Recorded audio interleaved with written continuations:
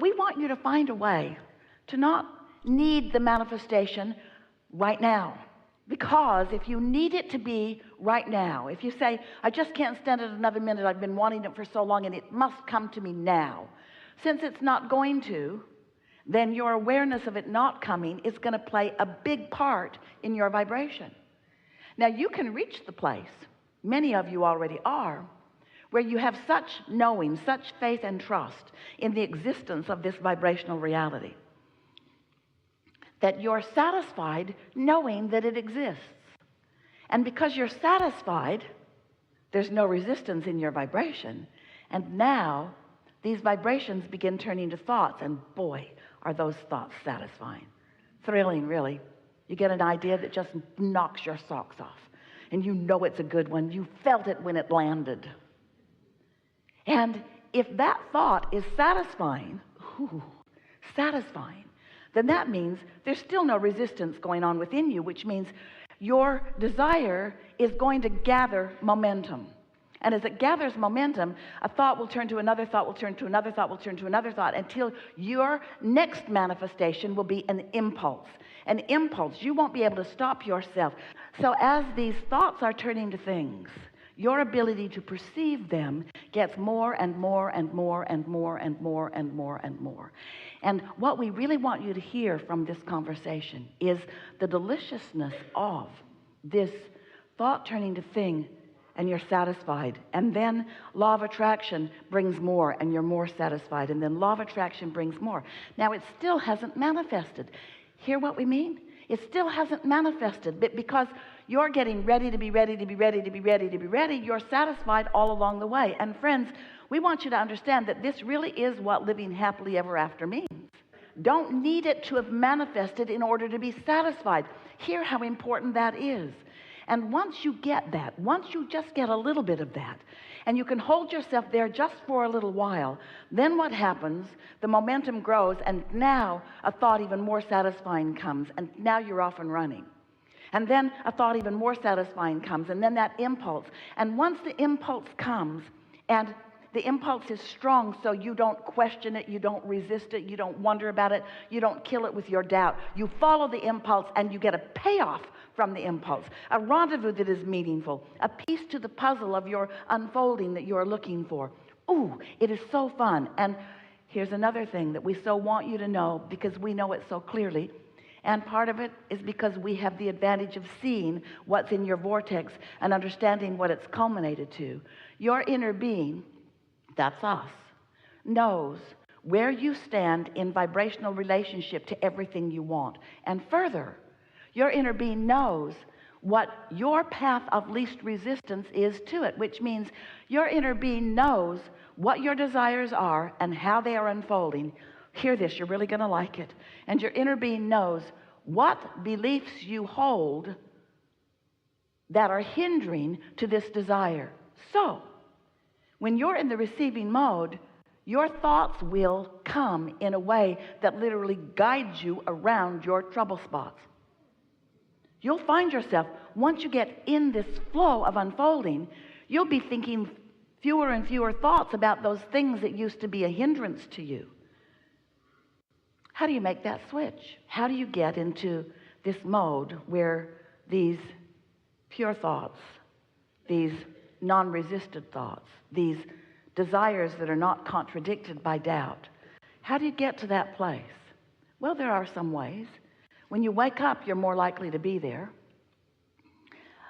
Making lists of positive aspects then would keep you there. Appreciating is a surefire way to be there. But the best way we know of is to, every day if you can, and you can, every day if you can, and you can. Every day if you could, if you would, and you can. Every day if you could and would, and you can. If you would find 15 or 20 minutes to sit quietly by yourself, to quiet your mind. And we'll talk a little bit later, if you're interested, and you will be, about how meditation happens, how easy it is to accomplish. But if you can quiet your mind, which means you stop thought, and when you stop thought, you stop resistant thought. And when you stop resistant thought, your vibration raises so that now you're in that receptive mode so that you can begin to receive these high-flying knowings that your inner being is holding for you.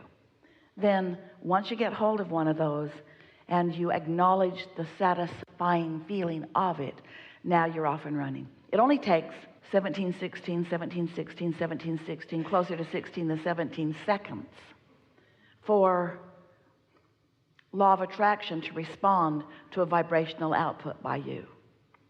So if you find a thought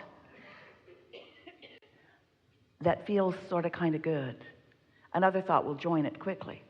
If you can find no thought, then the thought of your inner mind, the thought of your inner being, will be what sets the tone of what law of attraction brings to you next. So, you know how you know that you've got off on this really good foot? Let's say you're in meditation. Do you ever meditate? Let's say you're in meditation, you've been there for 15 or 20 minutes, your mind sort of wandered all over the place because you've got all of these things that you need to do, that you should do, all of those things that we were talking about. Your to-do list is running through your mind. The argument you had last night or yesterday, you're feeling a little defensive. So it takes a little while for you to talk yourself out of that by focusing on something that's not very important, like the ticking of a clock. Esther just bought a really good, loud ticking clock. She just loves listening to that thing. Not interesting at all, but it is loud.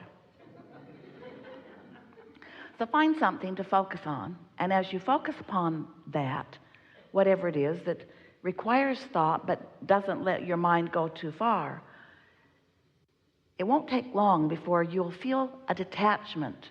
You'll feel maybe weightless. Maybe you can't tell your nose from your toe. A sort of detached state of being, and when that happens, you're in that state of non-resistance. And as you stay there for a minute or 2 or 3, it might take you 11, 12, 13 minutes to get there. You might not get there the first day. You might have to sit the next day for 15 minutes and then the next day for 15 minutes. But it is our promise to you that if you will sit and focus upon something not very meaningful, like the sound of the air conditioner or the dripping of a faucet or the ticking of a clock or something, it's better if your eyes are closed, then you will feel that detachment. And once you do, just bask in the no thought. Don't even think about it if you can help it. Don't say, oh, I'm detached, because then you won't be. Just softly enjoy the feeling of detachment. You might even begin to feel some movement. You might even begin to feel your inner being's guidance about your body. Something in your body might move. You might find some soft, gentle movement. And just allow it. And try not to get too excited about it. But then, something really wonderful will happen. A thought will come right out of the vortex and into your mind. And it will be such a good feeling thought, you'll know where it came from. And as you now have a sort of more deliberate awareness inside your meditation, as you ponder that thought for as little as 16 seconds, another thought like it will join it, and you will feel the emotional satisfaction of the progression of your reception of the thought. Now, what's happening?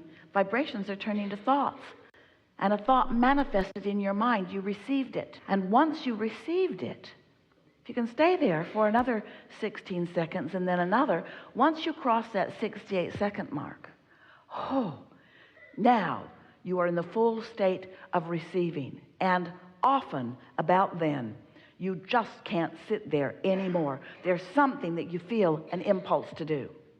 It might be go buy furniture. It might be call someone. But it will for sure be, if it happened the way we just described to you, it will be a path with no resistance on it, because remember, your inner being knows where everything you want is and knows the best path to get you there.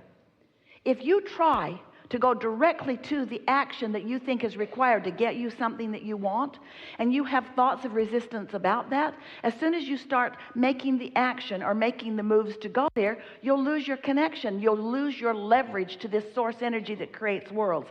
If you try to get there too fast and you jump into action too fast, there will be resistance all over the place, and then you'll just be banging it out like you have been, and you will lose the leverage that you could have had you allowed it to be inspired action. There's such a difference in that motivated action where I said I would go and I need to go and this is my goal and this is my timing and I'm just going to do it and I'm going to make it happen and I'm going to throw enough mud on the wall and some of it will stick, and it's so exhausting.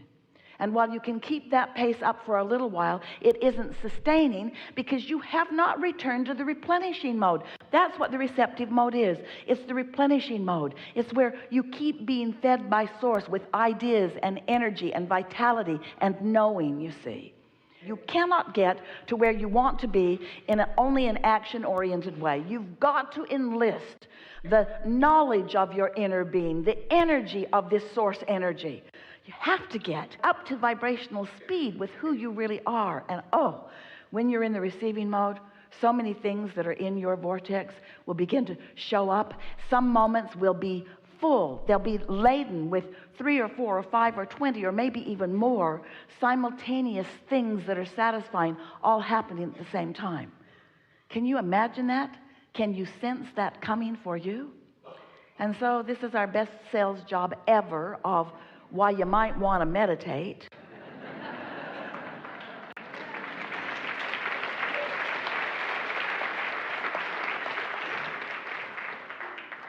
We've been teaching for a long time through this format, and we've said to you many times that we teach meditation because it's easier to teach you to have no thought than to have pure positive thought, because you got momentum on so many things.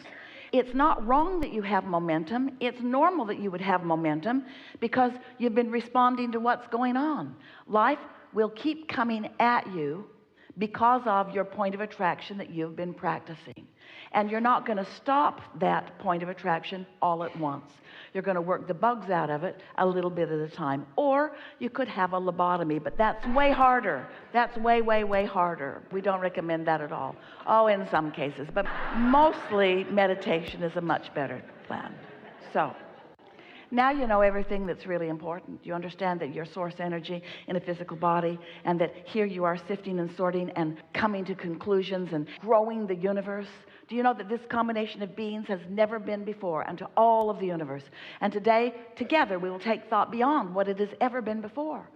And you might not feel ready for that because that's a doubtful thought that you've been carrying around. You might feel like you're new or like you really don't understand this, but you have all of the tools. You were born with them that you need. And when you walk out of this room, everything that you need to know how to deliberately create, to be or do or have anything that you want, you will fully understand. It is not difficult.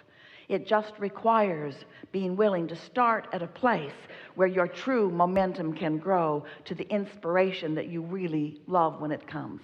Wouldn't you rather feel true enthusiasm for something than determination? Wouldn't you rather feel passion for something than conviction? Wouldn't you rather feel absolute love and appreciation than I need to do this because it's been assigned to me? Yeah. So, what do you want to talk about? We're eager to talk with you about anything. Nothing is off limits.